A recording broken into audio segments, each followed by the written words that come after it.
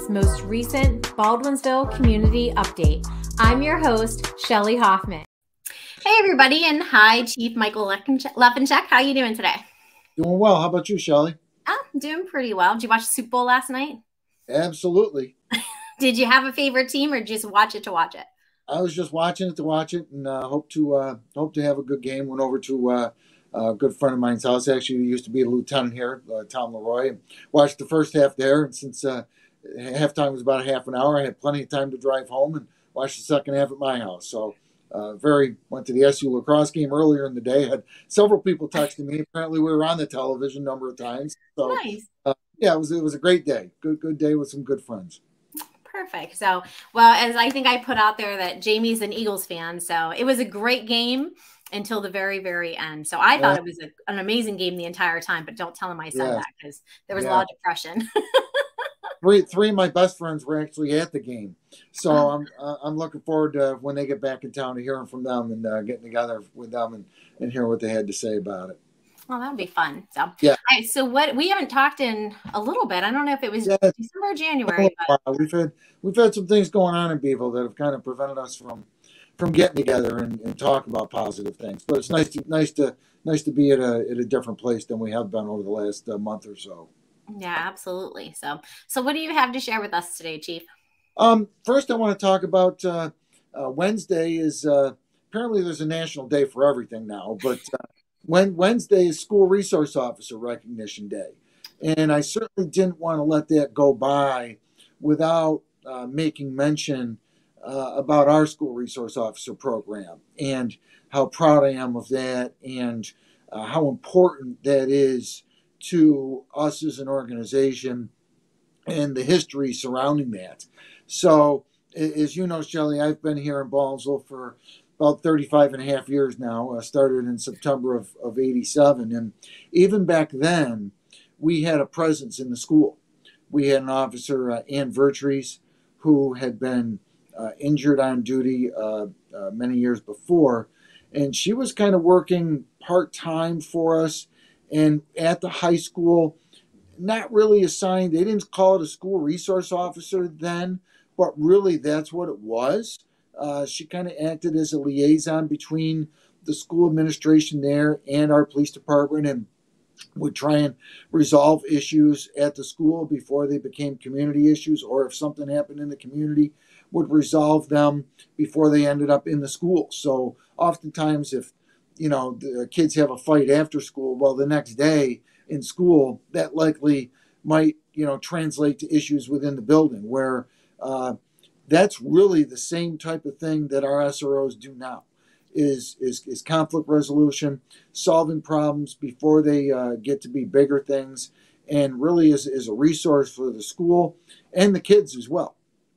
And I just can't comment enough about our program and the cooperative nature that we have with the Onondaga County Sheriff's Office. I think we're a very unique district in that our district office, our high school, our junior high, and two of the elementary schools are located within the village. But obviously the Baldwinsville School District is much larger area composing town of Lysander, town of Van Buren, and a little bit of the town of Clay. So they're drawing kids from all over those areas. And there's 3 elementary schools that lie outside the village and is along with Ray Middle School. So the sheriffs have school resource officers in those buildings. And I'm really not familiar with any other district in the state. Now, maybe there are, but that have 2 different police departments servicing different schools within the district, and that working as seamlessly as it does here.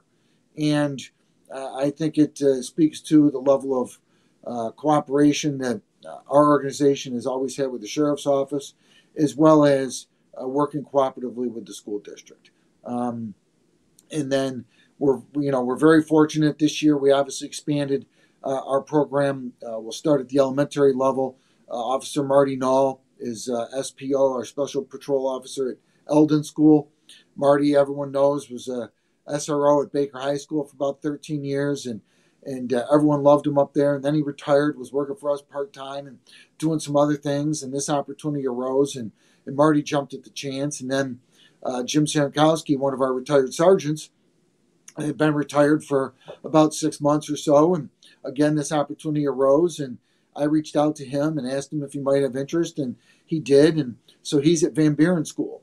And it's great for us to have two knowledgeable 25 plus year veterans of law enforcement to serve in those campuses and have that relationships. And then Officer Andrea Natoli, who has worked at both Durgee and Van Buren Elementary School in the past. She's at Durgee Junior High School now as our school resource officer. And I saw firsthand over the last few weeks the connection she's had with the students there, obviously that have been terribly impacted by the death of Ava Wood and the impact to the community at whole over that. And we saw firsthand at the vigil and the calling hours and the funeral, the number of students that sought her out, wanted to speak and meet with her. And then the same at the high school with Officer Jenna Quattrini, who's at Baker High School, who took Marty Null's spot when Marty retired. And the great job that our SROs do working cooperatively with the school district, and then the SPOs and SROs from the sheriff's office as well. So I just think it's a great program for us. It's, as you know, we're a community service-based police department. We've been a community service police department since 1972, so we're in our 51st year of doing that. It is the most important relationship we have, bar none, is that with the school district. Right. I agree. And I, my eyes are watering. So I obviously can't do that road, but when you were talking, Chief, I was just thinking of what a resource for those kids in a time where they probably have a lot of questions, right? And they wouldn't walk down to your station to ask you questions, but if they see the SER officer in the hall, SEO officer, sorry, in the hall, and just to, you know, it's like, I always use the word chit chat. So, but it's still, I'm not gonna lie, it still hits hard in this community. So I'm glad those officers were there as part of that process for the kids. And I'll tell you, it hit all of us hard too. It hit them hard. And we're not immune from feelings. We're not immune from things impacting us. And, you know, I don't want to go backwards in time here, but I will say that, you know, the sheriff's office was great by having their peer support people come out and meet with members of our department as well as the sheriff's office. There were several new deputies that were in training on that call. And so impactful to them, impactful to us. We have an officer here that we've sent to a great deal of training, and are sending her to more on being a peer support officer. So she has followed up with people as well. The people that were on that scene and our SROs, I did assign them an extra day off to try and, but they're 2 normal days off as they work a 4-2 schedule, or our school resource officers work a 5-2, 5 days on, 2 days off, to just try and help them get that sleep pattern back to normal. I've been to a great deal of training on that, and I've heard from psychologists and professional psychiatric people the need for time to get your sleep back in order and those types of things. So, it was great to have that resource there. It was great that those relationships had already been established, and because they're embedded in the school and have been for so long. You know, we've had that formal school resource officer program since 2000 at the high school, and then it's now expanded out to all the schools. So we've had that formal relationship for over 2 decades now. And informally, like I said, I was here in 87, and Ann Vertrees was at the school and had been there for some time. So this is going back to the 80s that we've had a presence in the school and working cooperatively with them. So, you know, that relationship is strong. It continues to be strong. You and I were talking beforehand. I've actually spent about an hour or so with Dr. Kathleen Davis, the interim superintendent. Had a great conversation with her on a wide-ranging group of topics, which it was a private conversation between her and I, and I'll keep it at that. But you know, I think she's going to help the district right now and move in a positive direction for them. But I explained many of the same things that I just said to you to her as well. That for us as a community service-based organization, that relationship we have with the school district is paramount to us. It is the most critical, most important relationship we have. It's the relationship where we can have the most impact. It's the most bang for our buck. We've got a lot of students there. We've got a captive audience. We have an opportunity to make a positive impression on those students every single day that our staff is in those buildings. And for us, that's what the ultimate goal is to make a positive impression, build those relationships, so that way we can be more successful as an organization as a whole.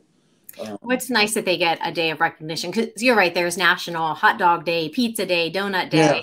I must be hungry because those are all food, but it's nice that they're getting recognized as well. So. Yeah, absolutely, absolutely.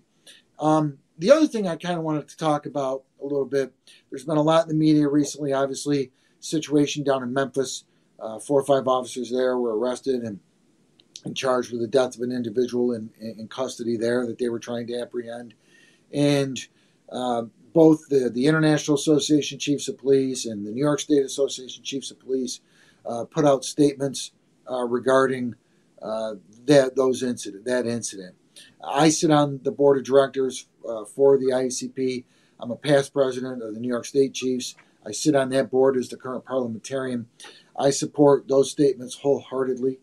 And I've had a number of conversations with other chiefs about how does this happen? How do you prevent this type of thing from happening? One of my friends, he wrote actually in our state chiefs newsletter recently. He's our executive director, and I'm going to quote him as Pat Phelan. He's retired chief from the town of Greece. He said, "You can't control at 3 o'clock in the morning what the officers are doing when you're at home asleep, but you can control who's out there." So that's kind of what I'm going to circle back to is our hiring process. And we do everything we can here in Baldwinsville to ensure that we hire the people that we think are a good fit for this community and that are going to serve the village of Baldwinsville residents with the utmost professionalism. Now, are we 100% successful? No, I don't think anybody is when you're hiring and firing and doing those types of things regularly. You're going to have hits and misses. But I think we do as good of a job as we can during our hiring process to identify those people that are going to work well here in Baldwinsville. You and I have talked about this in the past, what our hiring process entails for a full-time officer, for people that are new just hearing this, or as a refresher for anyone else. First thing they have to do is take the civil service examination. Then their name appears on a civil service list. They have to take a physical agility exam to ensure that they're physically capable of performing the job at an entry level. That exam, about 50% of the people that take it fail it. So if there's 400 people that take it, only 200 people are going to pass it. And I don't know if that speaks to the exam or if it speaks to the general overall health of the people in society today. I'm not sure. That's for someone a lot smarter than me to figure out. After that, we're going to have a panel interview with those people where our lieutenant and then our sergeants actually interview that person. If they make it through that stage, then we'll start a background investigation. We'll assign a background investigator who will talk to coworkers, friends, family, visit their home, talk to their neighbors, look into financial history. We're going to do a polygraph examination. We're going to have them seen by a licensed psychiatrist who's got experience dealing with police recruits and have a psychological exam completed. They're going to have a full physical exam. Any red flags, any issues come up, we're going to look at financial history. We're going to check their credit. We're going to look at all aspects of their life and hope that we're bringing in someone that's of good moral character and someone that is not going to embarrass the department, the village, or the community as a whole. So that's our hiring standards. Whenever we're hiring someone, I have a voice in my head, and it's Rick Presley, who used to sit on our village board and for many, many years was the chairman of the Public Safety Committee. And when my predecessor, Dan Warner, was the chief, and I was second in command. Rick chaired that committee, and then when I became chief, he was still there until he left the board. And he routinely said when we were hiring people, don't lower your standards. And I think that is critical. We have a lot less people taking the law enforcement tests, whether it's corrections, whether it's police. There's a lot less people, so there's much fewer candidates to choose from. Quality candidates are not nearly as plentiful as they once were. But whenever we're hiring, I still hear Trustee Presley's voice in my head saying, don't lower our standards. And that's really been the hallmark that I've tried to uphold here in Baldwinsville during my tenure as chief, is to ensure we're hiring people that aren't going to do something that I'm going to have to get up in front of a group of reporters and try and justify or look them in the eye and say this is wrong. And that's kind of where we're at on that. I'm not going to comment on the incident in Memphis itself. I don't think that's my role. But I think it is my role here as the chief in Baldwinsville to ensure that the people here are going to get quality law enforcement service. And then once they're hired, we've got several mechanisms to ensure that our officers perform appropriately. Proper supervision is one of them. Proper policy and procedures in place is another method. Obviously, we've got our body camera program in place now to expand on our in-car program that we've had for years. So I think all those things combined help to give our customers, who are really the people we come into contact with every day, a better level of customer service. Ultimately, we're in the customer service business. The village of Baldwinsville does not have to have a police department. They choose to have a police department because we can provide a level of service and personalized service that the state police or the sheriffs can't. It's not a criticism of those agencies. They can do a lot of things that we can't do. They have a lot more people.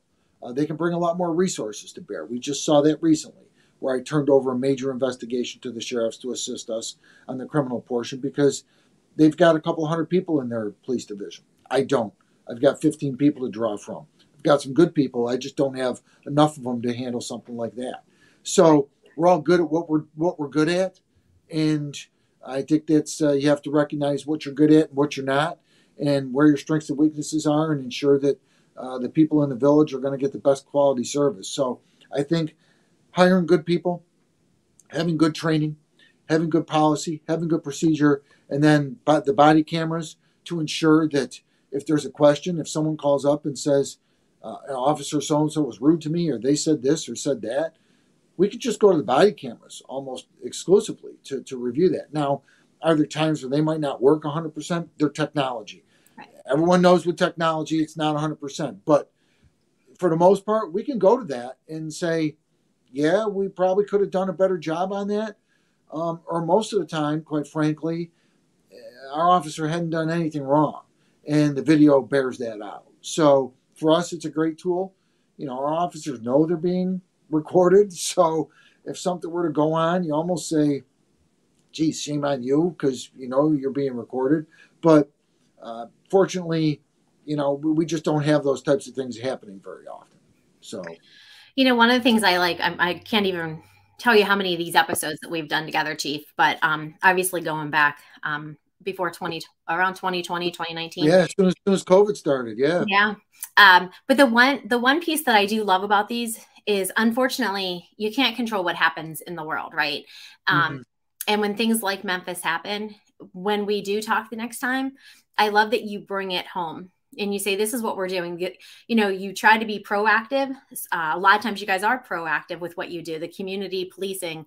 You know, I didn't know what it was about the Baldwinsville policing that I loved so much when I first moved here until I started talking to you and learning about the difference between community policing and other type. Because where I grew up in Pittsburgh, loved the police force that we had, but it wasn't probably community policing, or it was just a bigger area, kind of like you were talking about the sheriffs and just couldn't get there. But I mean, I don't want to go down the list of all the unfortunate things that have happened since we started talking, but almost every time you say, hey, this is how we're looking at it, this is what we do, or this is what we're going to do. So I definitely appreciate that. And I'm sure most of the community does as well. Well, I think it's incumbent upon me to do that, and us as an organization, because, you know, anything that happens that's going to generate a great deal of media attention on a national basis If it's negative for for law enforcement as a profession, we wear a uniform. And in some cases, we were talking about this before we went live as well. Many times people are painted with a broad brush. And just because we wear a uniform, it impacts our organization. It impacts how people are going to look at us and think of us and wonder, are these officers going to act similarly to what we saw on the news, ABC, NBC, Fox, whomever, Spectrum, whatever it might be. Are they going to see, see that? So I think it's incumbent upon me and our organization to take a look at that and then be communicative and transparent and let folks know this is what we're doing about this. This is the proactive steps we're trying to take to ensure that something like that doesn't happen here. Can I guarantee it? Absolutely not, because I'm not here 24 hours a day. As my friend Pat said, I'm home probably at 3 o'clock in the morning, hopefully sleeping and not having a sleepless night. So, if I'm home at 3, I can't control what they're doing, but I can certainly control who's out there. I can control what the policy and procedures are. I can control what mechanisms that we've got in place to hopefully ensure proper adherence to that policy and procedure. And we can control what level of background investigation and hiring process that we have to ensure that it's thorough and meets the needs of our community. So I think those are the things that are incumbent upon me. Now, if someone here violates that, kind of shame on them. And then if something happens, it's incumbent upon me as the leader of this organization to take corrective action. And on the flip side, if someone brings something to our attention that the officer has done nothing wrong, well, it's incumbent upon me then to advocate for that officer and publicly say, no, that's not accurate. This is what happened. And we've seen that in the city of Syracuse with incidents in the past. We've seen that elsewhere. So I just think to work in this field in this day and age, it's what you have to do. And this is a great forum. When this started, I looked at this as just a great opportunity for me to have a bigger reach for the community to if they've got questions, to send them in, which they've done in the past. I've had people stop me and say, oh, I heard you talk to Shelley, and I was wondering about what you mentioned and things. So I just look at this as a great win-win. It's a two-way street, and it's just excellent for me to be able to articulate out what it is we're doing, because I wouldn't expect people in the community to know. This is an opportunity for us to be transparent. It's one of the 6 pillars of a modern law enforcement organization is transparency, building trust in the community. This is a great way for us to do that. Now, when I always appreciate your time, and like we said at the very beginning, there was a lot of things happening in Baldwinsville the first part of this year. So it just didn't make sense. It wasn't, the time wasn't right for us to communicate. But I do I do enjoy the catching up and the learning of things. And, I kept waiting for the don't park on the streets after November 15th. But we haven't had any snow, Chief. So for the sake of the community, may I ask? No, I'm kidding. But, there's the lock the doors, and it's repetitive stuff that we say sometimes, but then there's these key pieces of, let's bring it to what's happening in the, in the world, the United States, whatever. And how does that affect Baldwinsville? Because sometimes I do look at Beeville like we're this little bubble where, things don't necessarily happen here that happen elsewhere, but they do, or they can. And we have to be prepared for it. Yeah, I think we've learned that in a most difficult fashion recently, that those terrible, tragic things can and do happen here. Obviously, much more infrequently than some places, but we've had our fill of notoriety for many different reasons in the Baldwinsville community, and it is a great opportunity, and I enjoy this a great deal.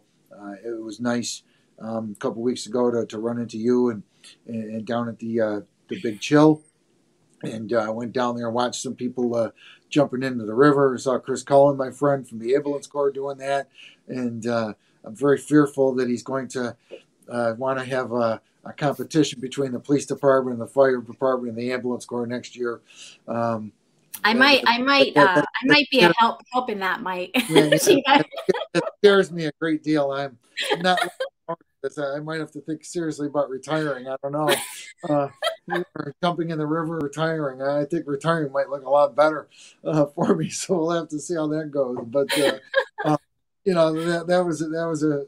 was great, and the people down there, and the laughter and the esprit de corps, and the people going in, and all for a good cause and raising money, and so there's a lot of good too, and we can't let that stuff go unnoticed also.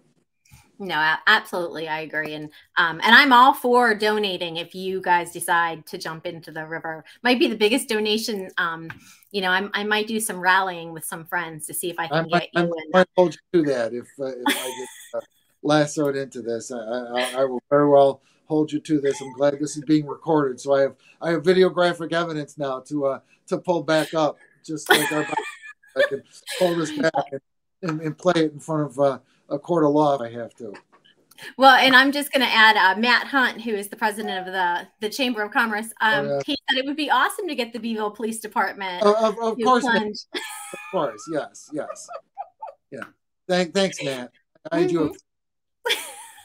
So, well, on that note, Chief, is there anything else you'd like to share with the community before we part ways today? No, just all I want to say is obviously recently we've had terrible tragedy occur in the village, but I had so many people reach out to me personally that know me, support our department, send messages to our department email, which I've read every single one of them, and the support from the community really was heartwarming. It was heartwarming to our staff and heartwarming to me personally. And I just want to say thank you to the community for that. Those things are not easy to get through, but it does soften the blow. Other than that, you're good. Oh, yes, we do have a great community, which we talk about all the time. So. Without a doubt. Well, thanks again, Chief, and I look forward to our next talks, hopefully in March, but we'll see what happens.